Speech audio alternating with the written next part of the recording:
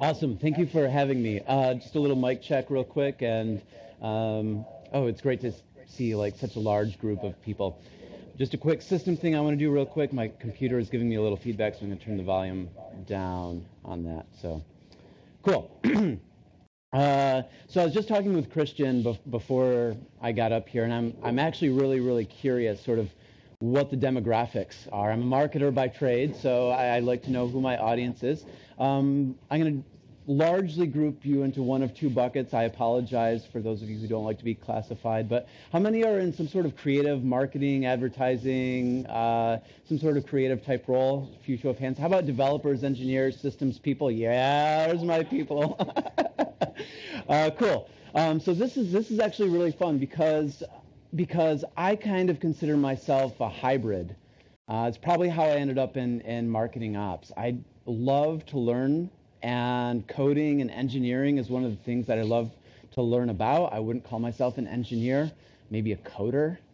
But then like I'm also like really creative, and I love problem solving, and I love the process of creating something out of nothing. So I kind of live in both worlds. So I'll get to the future stack question momentarily, but let me just jump in with an introduction of who I am and what I do, because this talk is actually an extension of a talk that I did last year. So last year I talked about how marketing automation is actually a lot like engineering. And if that doesn't sound possible, just wait. I'm going to do a quick recap of what I did last year, and then we're going to talk about how marketing ops is actually a lot like DevOps, or what the heck is either of those things. So, again, I'm Isaac. I work at New Relic. I run marketing operations at New Relic. And what marketing operations is, I'm going to move around a little bit because I don't like being confined to one spot. Marketing operations is a lot of running the systems and the technology that enable digital marketers to do what they need to do. It's also a lot of marketing enablement, which is a lot of just making sure the marketers have the skills and the knowledge, and they have the tools and the technology that they need in order to be the best possible marketers that they can be. Likewise, because a lot of the marketing that they're doing is digital, there's a lot of data out there, and so marketing analytics is actually a big part of how we help the business run more effectively and more efficiently. In the days of traditional marketing, like your Mad Men marketing, your billboards, and your print advertising, there wasn't quite as much data to use, so analytics didn't play as big a role. And then there's a big part that's around marketing systems, marketing technology, and managing the relationship with many marketing vendors.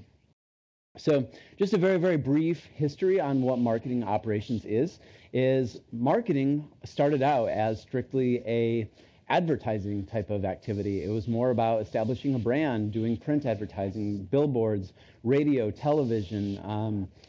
And so like when the internet came along, it sort of changed everything. And all of a sudden marketers had to become somewhat more technical, right? They still had this creative job that they had to do, but they had to learn how to internet. And that could be really uncomfortable for some people. And so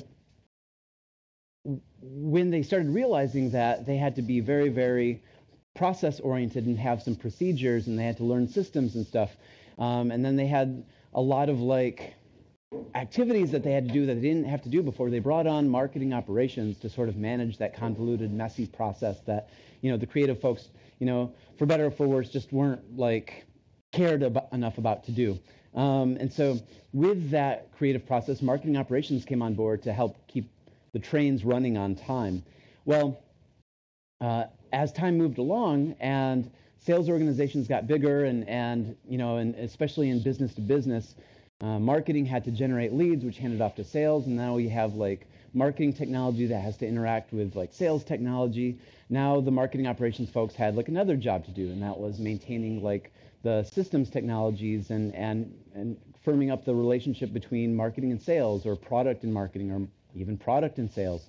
And so that became another responsibility. And so where that brings us today is that marketing operations is not only like a technical skill that's serving the creative marketers, but it's also serving the rest of the business. And the concept of a marketing engineer is is managing the marketing automation platform. If any of you have heard of Marketo or Eloqua or HubSpot or these sort of automation platforms, the marketing engineer is actually designing a program, a software, an app that is automating customer touch points, and it's automating lead flows, and it's automating data processes.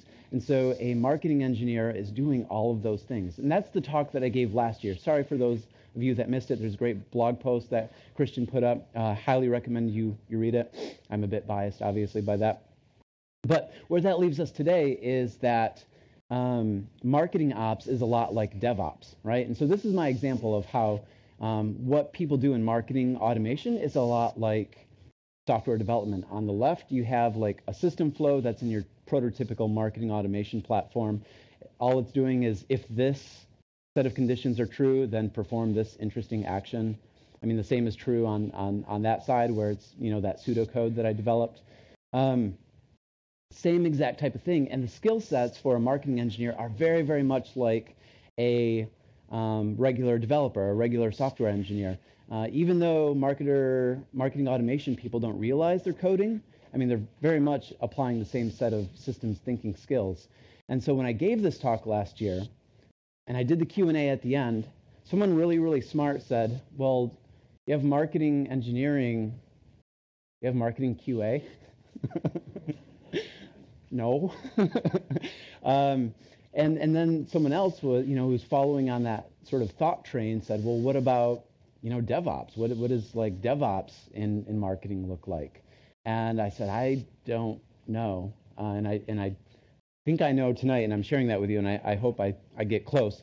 But like any good marketer, I did what I was supposed to do, and I Googled it. And I read a lot about systems thinking, and I read a lot about operational research, and I read a lot about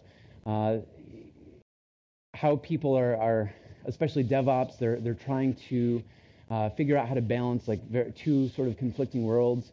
The developer is like sort of this really, really creative person, just like creative marketers, and they're using, a variety of methods and tools. And then the operations guy who's in charge of, making sure that application is running 24/7 with 100% uptime. That operations guy or gal likes to make sure that nothing's changing, everything's staying within defined parameters and procedures and stuff. And so these are sort of like, in a lot of ways, two conflicting things. And in marketing automation is engineering, and the business rules are sort of the operations portion. Developers, and versus the operations folks. So DevOps, what the heck is it? So after Googling, I was ready for a beer, and so I invited one of my friends out for a beer, and we talked a little bit about it, and we came to the conclusion that, well, everyone, like inside of every company, every discussion that is somewhat contentious, everyone's trying to do the right thing, right? They're trying to create value for the company. They're trying to create value for the customer. Sometimes they're on different time schedules, like time horizons. Sometimes like they're worried about creating value for the customer tomorrow versus maybe like building a platform that's going to serve the customer 10 years from now or 5 years from now. And everyone's trying to figure out, the right way to do this because, well, quite frankly, figuring out the difference between right and wrong is usually pretty easy. Figuring out the difference between right and right is actually, quite a bit harder. And so the role of DevOps in marketing ops is actually to try and like maximize the overlap between like the company goals and the customer goals. And that's, at a pretty high level, but your day-to-day decisions and your day-to-day discussions where you're trying to figure these sometimes contentious discussions, this is really what you're trying to get down to. So after discussing this at length with my friend Adam at the bar, I think we got to a point where he sort of had enough, as many like friends drinking over contentious discussions do it, and he's like, no, DevOps, I'm going to read this actually. DevOps means stop saying whose job it is, start saying what the job is, align the right people, give them the right tools and technology, and define the activities that they need to do in order to get that job done to create value for the customers in the company. I'm like, wow, that's a really succinct way to do it. Like I didn't have to spend an hour Googling things. I have to buy you 3 drinks to get this out of you. I could have just asked. Really smart guy. And I learned a lot in that discussion about how marketing ops is like DevOps, because it's so true. We face the same conversations in marketing ops as DevOps practitioners have. We're trying to reconcile, these two very, very true but disparate positions on how to create value for our company and our customers.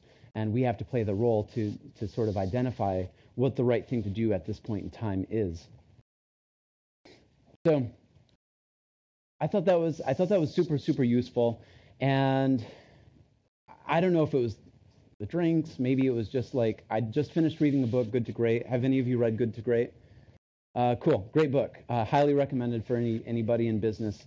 They talk a little bit about foxes and hedgehogs, and not just in the animal sense, but specifically as it pertains to this quote by this philosopher named Archilochus. And he says that the fox knows many things, but the hedgehog knows one big thing. Sort of what that means is that the fox is sort of like always figuring out new and interesting ways of trying to achieve its goals. But the hedgehog is sort of like, oh, I know this one thing that helps me achieve my goals. I'm going to stick with it, and I'm not going to change. I'm going to stay the course for right or wrong. And spoiler alert, neither one of these is better than the other. They're just different ways of achieving similar goals. I'll give you a couple examples. This guy, Bill Gates, very successful guy, runs a very large company that's still very, very influential today. But it has lost some of the influence, right? There's a little company down in Cupertino called Apple that has sort of been encroaching on the Microsoft way of doing things. But at the time that Microsoft came about, it had a formula that worked for it. It stayed the course, and it created a lot of value for both customers and its employees and the company itself. I think Bill Gates is doing okay. But the way that they created value was they didn't let themselves get distracted by the shiny object syndrome. Squirrel, they kept focused on the few things that really made them successful and their customers successful. But that comes at a cost. You put blinders on, right? And disruptors come along in the market. They identify some value that, for better or worse, that the hedgehog has left on the table, and they change things. They disrupt it. And all of a sudden, the hedgehog is losing value and doesn't know why. So, good and bad. Let me give you a counterexample. From the fox's point of view, who knows who this guy is? Yes, Uber, Travis. Anybody heard of Uber? Yes, of course. Very, very disruptive, very contentious. I use Uber, and it's changed the way I do transportation. So the thing with Uber is that there is a hedgehog-type entity that is trying to keep things the same exact way. It's not creating a lot of value for customers, but Uber has figured out a way to disrupt that hedgehog mentality and create more value for customers, create more value for the company, and ultimately the people who use the service. Now, there's 100 examples, maybe not 100. There's many examples of companies like Uber trying to do something very, very similar, and they're all disrupting in very similar ways. The downside to this is that, as we all know, Uber has entered some markets that it got kicked out of, right? And it's actually destroyed some value in the process. And unless they can continue to focus on the right thing for the right people at the right time, they're not going to do as well. Now, they've received a lot of funding, so personal bet is they're going to do okay. Totally personal opinion there. So, foxes and hedgehogs, marketing ops, DevOps. ultimately what I came down to is that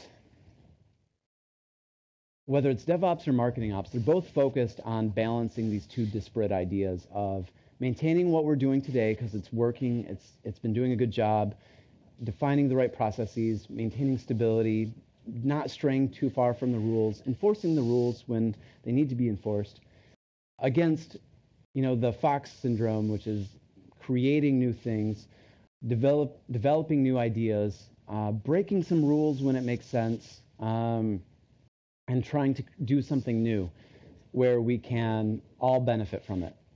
The customer, the employees, the company.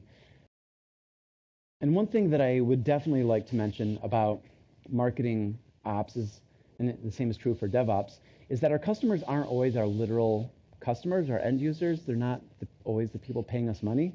Oftentimes in marketing, we think of our customers not just as the people in the market we're going to talk to, but our salespeople. In our company, we have both a marketing team and a sales team, and the marketing team is responsible for sourcing leads for our sales team. So in a very real way, our customers are also our salespeople. And I think the same is true in DevOps. They also have to focus on customers internal to their organization and their external customers as well. So anyway, this is the story, finding the balance between the two. Marketing ops is responsible for balancing these things the same way DevOps is responsible for balancing these things. And bringing the two together is actually the right way to create the most value for an organization, its people, and its customers. So there are some practical ways to do that, but how do we do it on a day-to-day basis? Like what can I do that on a day-to-day basis that will help me, find this balance, evaluate the right decisions, head the right direction, and ultimately create the value that your organization needs? Well, another conversation that I had with a friend of mine named Venkat, he put it pretty poetically. I'm going to read this one too. He says that DevOps, or marketing ops, is ultimately a series of stories that are both big and small about repeatedly rediscovering what's sacred amidst seemingly profane change. I'm going to break that apart a little bit. The profane change is from the perspective of the hedgehog, right? The fox is changing things. The hedgehog is sort of like trying to keep things the same. And from the hedgehog perspective, the change seems like profane. It seems offensive, right? But rediscovering stories, rediscovering what's sacred, is sort of the fox approach of getting reoriented to what's truly important, right? And this phrase, this sentence sort of combines all those things into one sort of like poetic, easy to remember concept. And defining what's sacred is really, really tricky, though. It's not something that many organizations do well. It's not something that many organizations think about on a regular basis. It can be really, really tough. We talked about time horizons a few minutes ago. How do you create the most value for somebody, but is it creating the most value from like a month from now or 5 years from now? Those can be two very different calculations. Anyone who's done retirement planning knows that, right? So what I offer is primarily 3 ways to think about this from a somewhat high level, and then I'll offer 3 ways at a little bit more tactical level. The right activities for balancing these things. My first one is always be oriented to the customer, and that could be an internal customer or an external customer. So if you're always doing right by your customers, they will always support you. And I don't think that can be emphasized enough. And again, I don't necessarily mean customer, the literal end user who's supporting you or your company. I just mean the people who are dependent on the activities that you do. And they have needs. Sometimes they're stated, sometimes they raise their hand and say, I really, really need this. could be a feature, could be a bug fix, it could be something else, or it might be an unstated need. It might be something that you realize that they could use or be helped out with, and that's when marketing kicks in, and you want to proactively reach out and say, hey, would you like this thing? And they'll say yes, or they'll say, well, I'd like it, but maybe in a different way. So it's always being oriented to the customer and whether the needs that they have are stated or unstated. The second high-level recommendation that I have is focus on the people that are responsible for supporting the customer. Focus on the tools and the technologies that they need in order to do that, and the activities that they need to be able to do. I talked about how one of my responsibilities is marketing enablement. That whole job is helping marketers get the right knowledge and skills and access to the tools and technologies that they need in order to be the best marketers. Help enable the activities and align the people and the technology necessary to do that. And then the part about the time horizon again. Make sure you understand and you're in agreement with your counterparts around what time frame you're trying to optimize for. And then lastly, and this I hope this one serves as another point of inspiration, is this guy John Wooden. He's a famous basketball coach, won I think a dozen championship games. He has every single year a new set of players. Well, some portion of his players are new, and change is happening all around him. Injuries can change, his roster in one single evening. That's a lot of change, and yet he's got to rediscover what his core value is for his players, the things that make he and his team successful. And he's been able to do that and demonstrate it through all of his championship wins. And his phrase up here is something I've carried with me since college, and that's never mistake activity for achievement. And for me, that means a couple things, and I think it's part of what got me here today is sometimes I was really, really good at doing things, but they weren't the right things. And even today, sometimes I get really, really excited about doing trying a new technology or new tool or learning a new programming language. But if it's not the thing that creates value, if it's not the thing that's most effective, it's not the same as actually doing something, achieving something. And I think that in DevOps or in MarketingOps, we need to remember that. Just letting the creative marketer, letting the rogue engineer develop something that doesn't really solve an organizational or customer problem isn't really creating value. And sometimes we need to reel that in a little bit and refocus on what it is we're trying to do. Lastly, there's a couple tactical things that I found work really, really well for me. I don't want to name any functional pieces of any organization, but there's certain functions within most companies that have a tendency to say no a lot.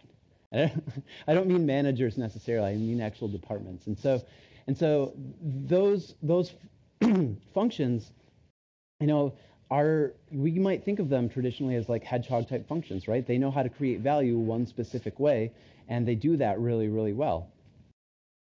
Well, as creative people, when we encounter someone whose job it is to say no a lot, sometimes we can reframe the question a little bit or the ask, and we can say, okay, I understand the answer is no, but what would you need in order for the answer to be yes? And many times this comes down to figuring out if there's a resource constraint, right? Is it headcount? Is it budget? Is it just balancing workload or something like that? Or it just might be a time constraint. And that doesn't always work. Sometimes the person who's saying no, has to say no for other reasons. But more often than not, it's something that's solvable. Maybe not with that person, but with that person that person's department. Very, very tactical recommendation. It's worked a lot for me. May not work for you. I recommend trying it, though. The second part is, if you're on the flip side of that, if your job is to say no to people, I'd encourage to look at it and try explaining what the value is that you're protecting. And I'd recommend telling the person you have to tell no to what you would need in order to say yes. And I think it's totally fair to say that. I have to say no, but if you can give me more headcount, more servers, more budget, I can help you with that.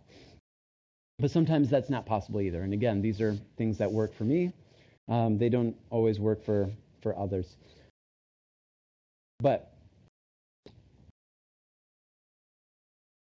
the one thing that I've really, really found and has embarrassed me the most in my career is that if I inherit a process or I define a process and I use that process in order to say no to things, when the process gets retired, my ego gets retired with it. So don't become so closely tied to these sacred virtues that when they have to go and that process no longer serves its purpose, that you go with it. And so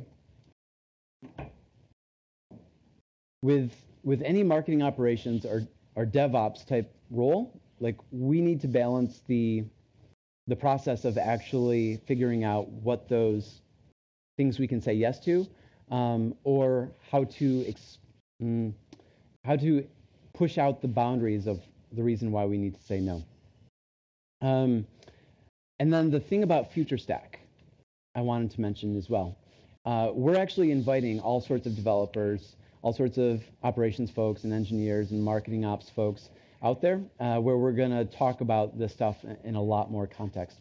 And for those of you who don't know, FutureStack is New Relic's big user conference in San Francisco, and it's this week. I saw a couple hands of people who are attending, so that means you're flying out in just a day or two.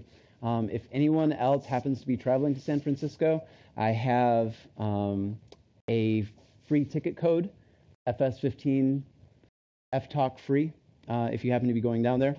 And Steve Woz is talking. We're having Weird Al there to talk about how he uses data in his music, and we'd love to see you there. So now I want to open it up to questions, see what you have for me.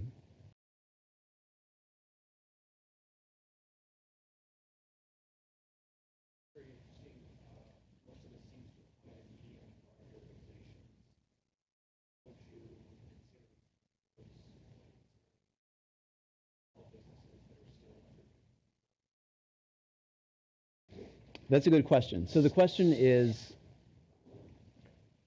if and how does what I'm suggesting up here apply to small companies that may not have headcount aligned to a dedicated DevOps or marketing ops role? Is that fair? Okay. Yeah. So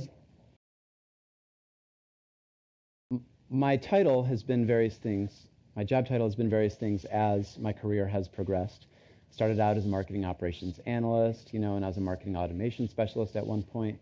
But in some way, shape, or form, my job has always aligned to being a marketing operations practitioner.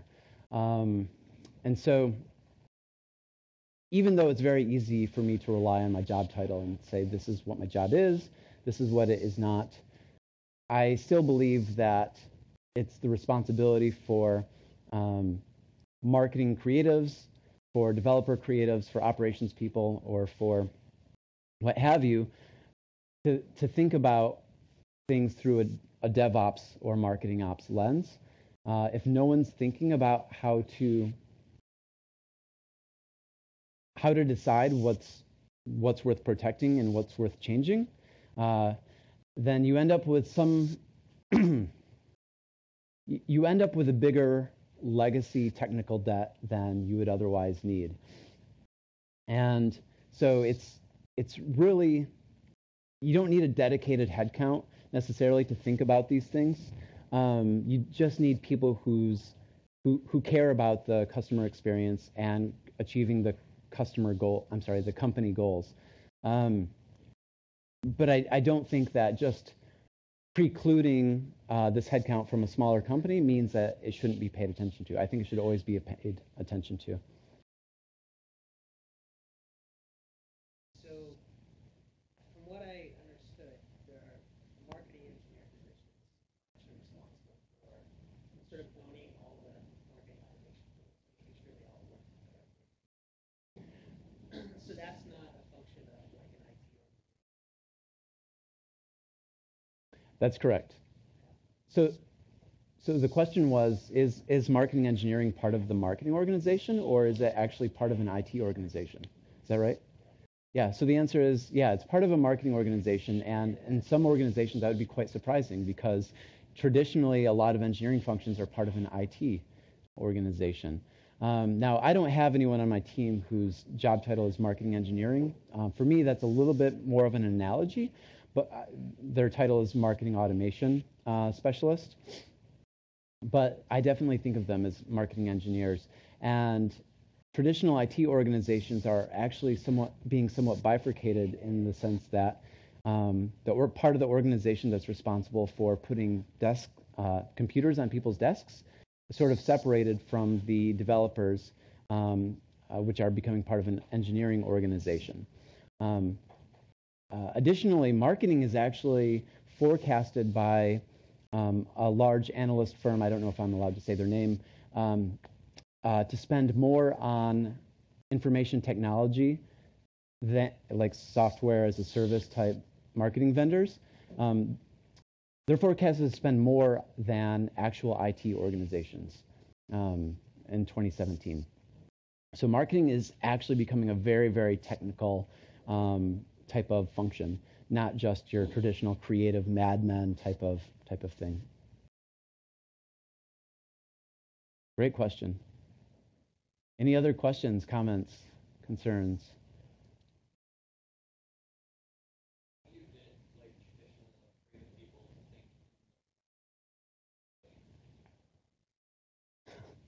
Man, I wish I could figure that out.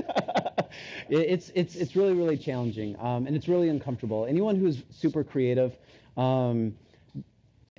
has had that situation where someone's like, well, you can't do that. You gotta draw within the lines. You can't draw outside the lines. No one likes being told what they can and cannot do, and sometimes getting the creative types, and I don't just mean marketing. I mean, your creative engineers that are building their own secret, thing. No one wants to tell those guys that they can't do, what they're doing. It makes them uncomfortable. It makes me uncomfortable, and I have to have conversations similar to that. But what I would fall back on is when you reach a point where you have to have that discussion, like talk about the value that they're trying to create and figure out if there's a way to create that value within the constraints that you need them to follow. If you can have a frank discussion about the business goals and the customer experience, and forget about some of the, this server is located on an unsecured thing somewhere in Dallas instead of in our primary data center or whatever. Like if you can have a discussion about the value you're trying to create rather than like the way you're trying to create it, then that might help with that conversation a little bit more comfortably. As it pertains to marketing, it's a little bit trickier. There are some phenomenal protectors of the new Relic brand that I have interesting discussions with every now and then, and we're still working on the best way to approach those questions. Cool. Using something like Marketo, are you outsourcing your marketing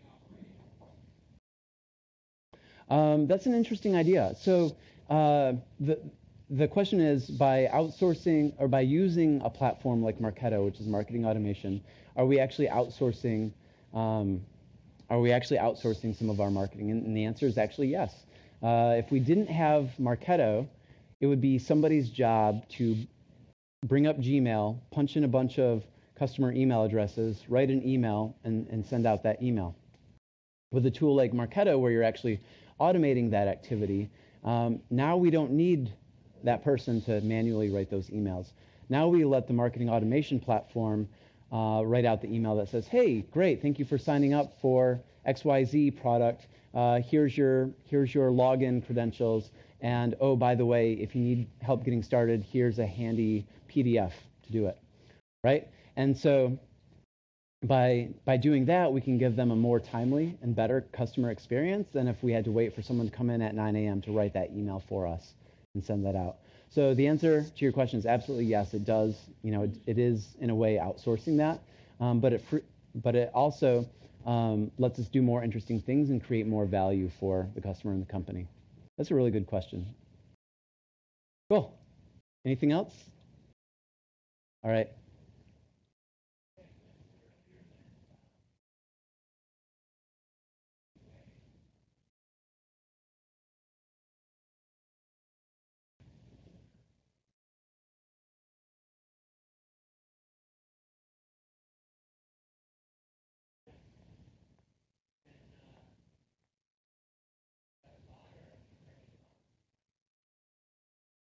Yeah, so if I understand the question correctly, it's based on giving this presentation last year.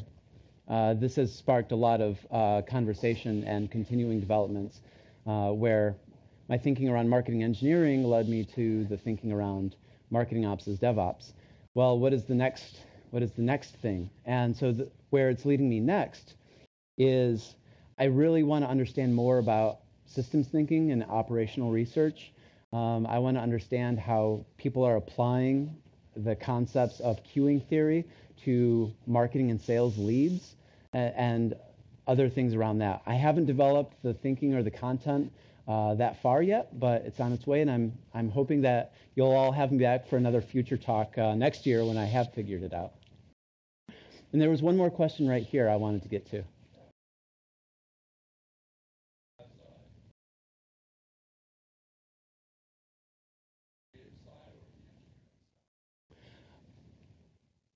So the question is, who do I find I have an easier time working with, the creative types or the engineering types? It's different for every person out there, and for me personally, I'm a little bit more of an engineer than I think I am of a creative.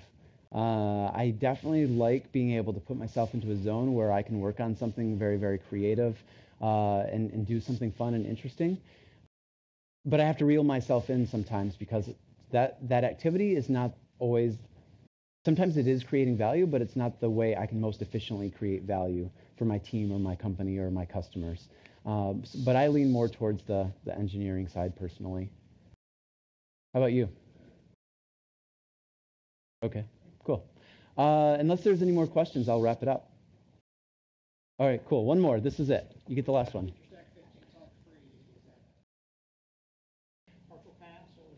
It's a full pass. Just punch in that discount code on the registration, and you get to go to all the sessions, and you'll probably see Weird Al there and Steve Woz. All right, thank you all. I much appreciate it.